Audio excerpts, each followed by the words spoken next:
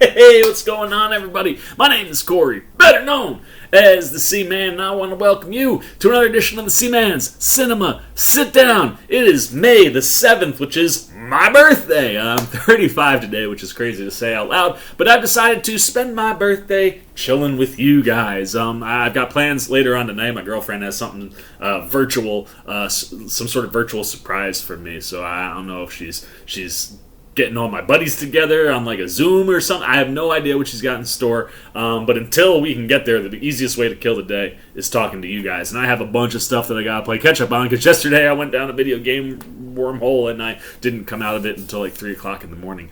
Yeah, it was one of those in the days yesterday. But today we are talking content. We just finished talking finally about all of Shadow and Bone over on Netflix. If you saw my first initial review, or you're a fan of that series, you want to know my thoughts, boom, you can check them out right there. That is all spoiler free up until like the last 5-10 minutes. Then there's a little bit of spoiler reaction in there because there were some cool spoiler things to talk about. But now we shift gears from Netflix and a TV series to Amazon and a Tom Clancy movie. That's right, I love me some Tom Clancy, and I also love me some Michael B. Jordan. So the question is did this one hit all the marks? So why don't you pull up a chair, take a seat, we're getting ready to dive in spoiler-free into Without Remorse. And I'm not gonna lie to you guys, man, I was pumped for this movie. One, I love Tom Clancy material.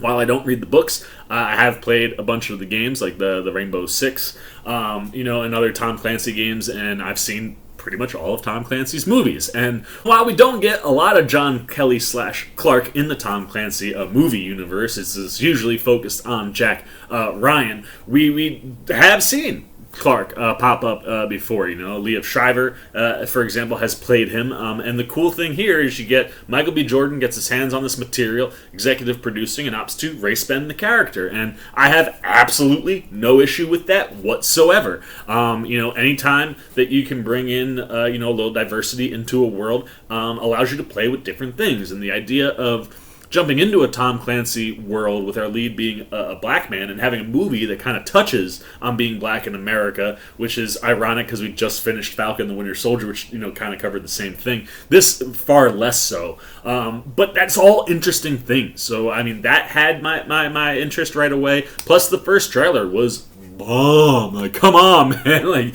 you got Michael B. Jordan, who's scheduled to be assassinated. He doesn't get assassinated, but his wife and still, in utero baby are killed. Like, what kind of revenge are you coming for? And that's what that first trailer really showed, man. Like, you saw him light that car on fire, then get in and try to interrogate a dude. Like, I was pumped. And I heard really good things about the second trailer, which I did not react to because I didn't want to have anything given away.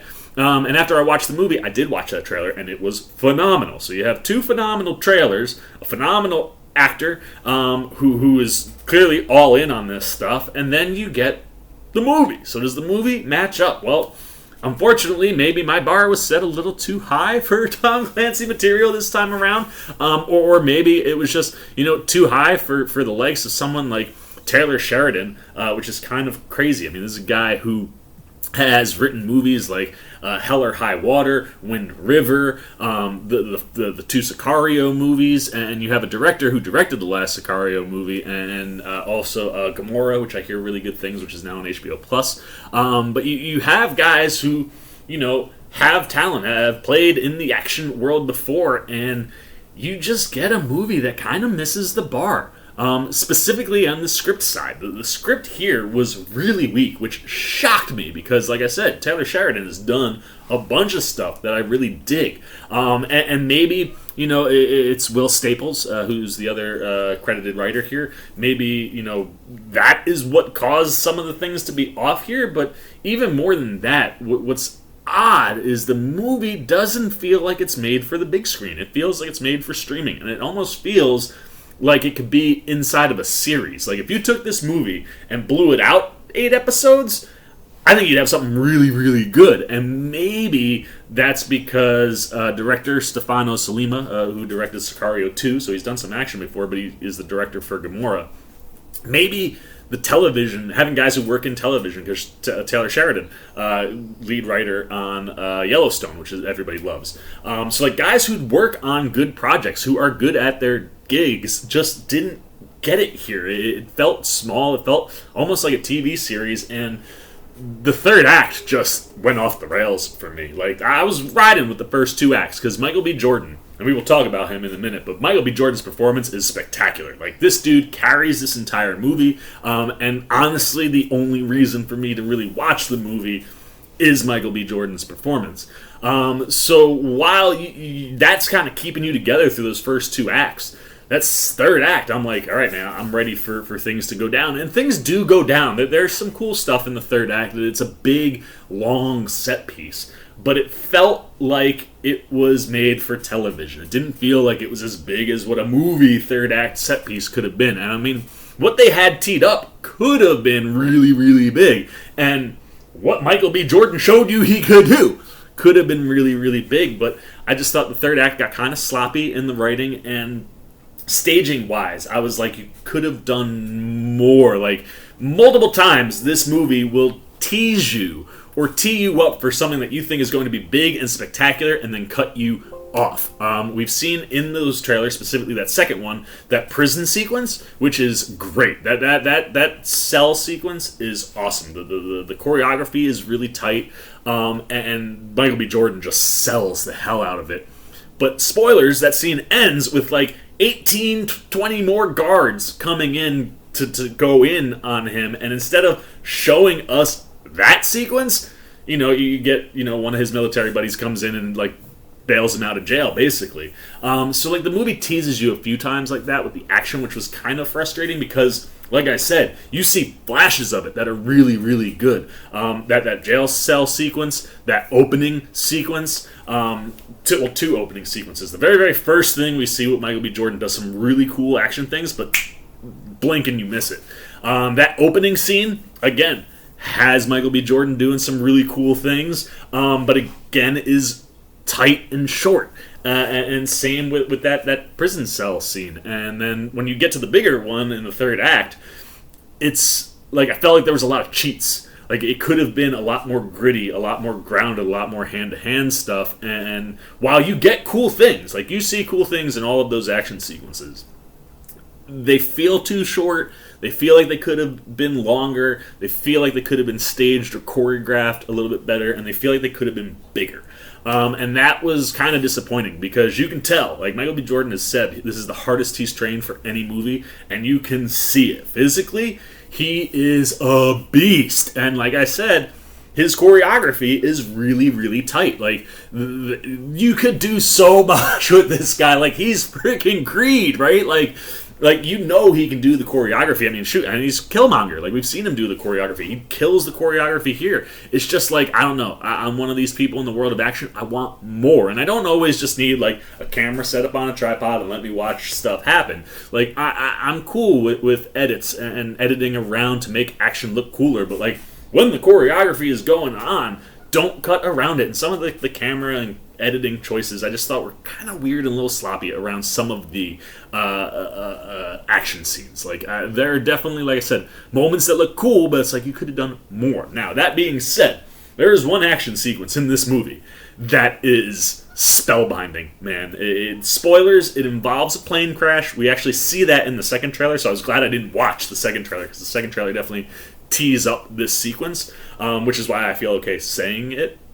But how it begins, like, the way they shot it, like, spoilers, and again, you see this, I think, in the trailer, but when the plane crashes, like, this is one of the, there are a couple times where the camera work was cool, like, where the camera is just put in a place where you're kind of seeing stuff from a perspective that you're not expecting, and this plane is one of those. Like, it is set up in the aisle, and as it hits the water, you just see all this water break the windows and come flooding in.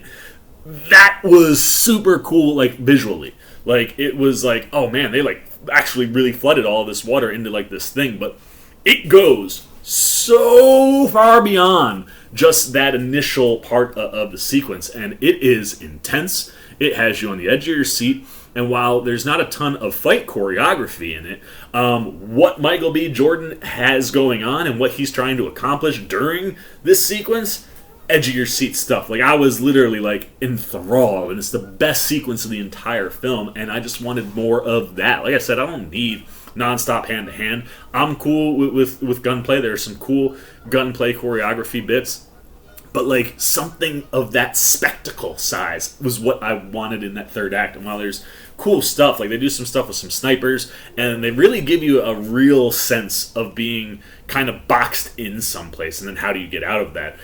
It just was lacking that spectacle that plane sequence gets. So from a writing and directing and an action-oriented bit, this movie is kind of uneven, and sometimes it hits and sometimes it doesn't.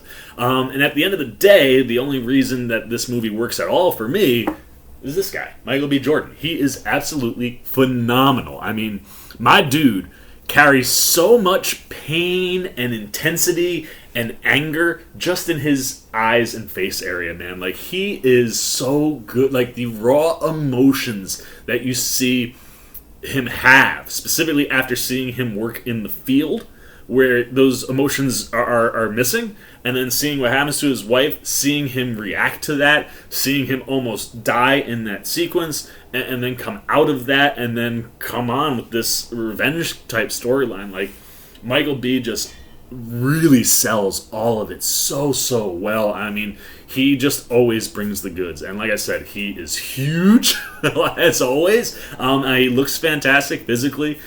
His physicality in the movie is great. Like I said, his choreography, his action, and his stunt work, it's good. Like, it's really good, and I really thoroughly enjoyed Michael B. Jordan the whole movie. And it was the reason that I was able to get through it. I was a little disappointed, I guess is all. It's not terrible, but it's, it could have been better. And the other cool thing is there is a tag at the end that features Mr. Michael B. Jordan and how we go from John Kelly to John Clark, and sets up something that could become a franchise. And it's one of those things where if you're a Tom Clancy fan, we haven't really seen this done in live action before with Tom Clancy material, and it's super exciting to think we could be going there. You just need to pay the money. From what I heard, this is a small budget for a movie of this caliber. I didn't look at what the actual number was, but I hope that it does well enough on Amazon so that it gets a sequel, and that you can pour some more money in. You can bring in some better, choreography guys, or better action like cinematographers. I hope you can elevate that stuff, because there is a lot of potential on this bone. And I think that there's stuff that I would love to see, specifically in a franchise like this with Michael B. Jordan. That's the stuff that really works. And like I said, what they set up is a cool concept. So I hope we get to see more, even though this one misses the mark a little bit. Now, after Michael B. Jordan, the rest of the cast in the movie is for me. Jodie Turner-Smith, I like. She's striking. I thought the same thing when she did that like Bonnie and Clyde type movie with Daniel Kaluuya, Queen and Slim, I think. And very, very similar to this movie. I thought she was very striking visually, because she's so tall and long.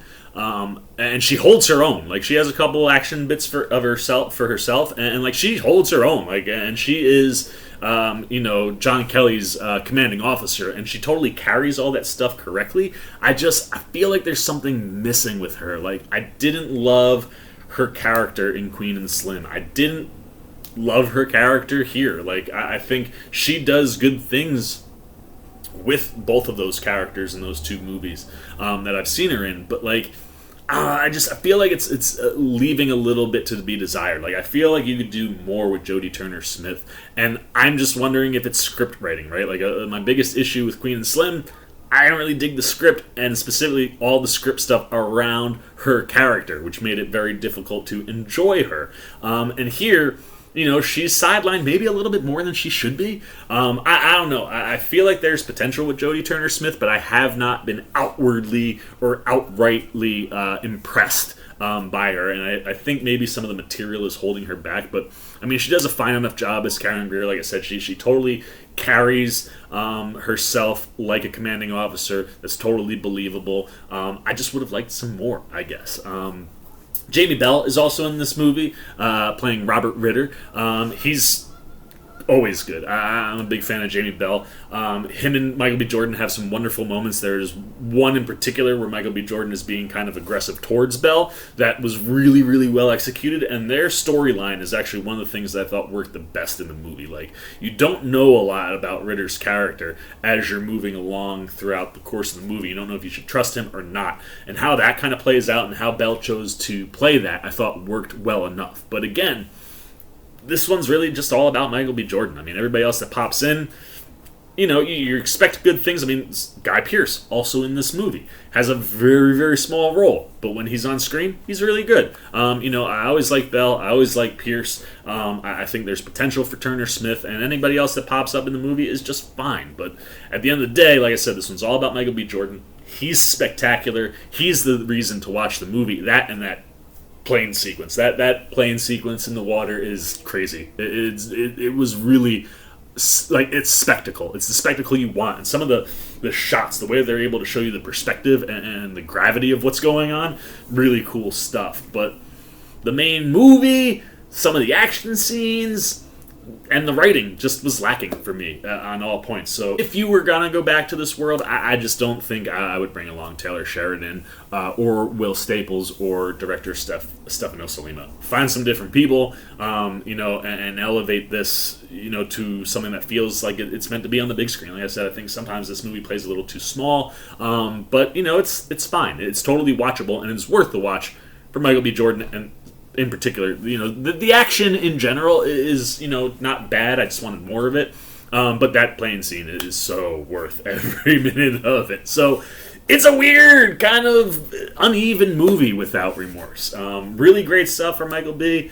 Everything else, it's hit or miss. You get good, you get bad. It's a bit of a mixed bag, which was a little disappointing. But at the end of the day, it's a potential series for Michael B. Jordan, and I think the series is something to get excited about. So there you go, man. Those are all my non-spoiler thoughts on Without Remorse. Missed the mark a little bit, but definitely the potential for greatness if you continue to keep pushing this franchise forward. And like I said, what they set up, I would like to see what they set up in action, if I'm being honest. So those are all my non-spoiler thoughts. Now I want to know what you're thinking, man. What did you think of this movie? Was it good? Was it bad? Did it hit the mark? Was the action okay? Did that plane sequence impress you? What did you think of Michael B. Jordan? Was there anybody else in the movie worth talking about? Anything you're thinking, man, good, bad, indifferent about Without Remorse goes down below in the comment section. As always, if you enjoyed this video, please give me a thumbs up. And if you're new, you want to come hang out with the old C-Man anytime we're talking movies, TV, trailer, reactions, you want to just show a little love and support for the old C-Man on his 35th birthday, then the best way to do that would be join the C-Maniac Nation. Please jump over there, man. Hit that subscribe button. Hit that little bell if you want alerts. And until next time, for the C-Man's Cinema Sit Down. I've been the C-Man and I'm signing off. Peace. Oh, hey, what's going on? You must be sticking around because you're looking for more content featuring this guy. Well, guess what? You're in the right place. You can check out more videos right here and right here. And if you have and you want to come join that C-Maniac Nation, you can hit that subscribe right over there.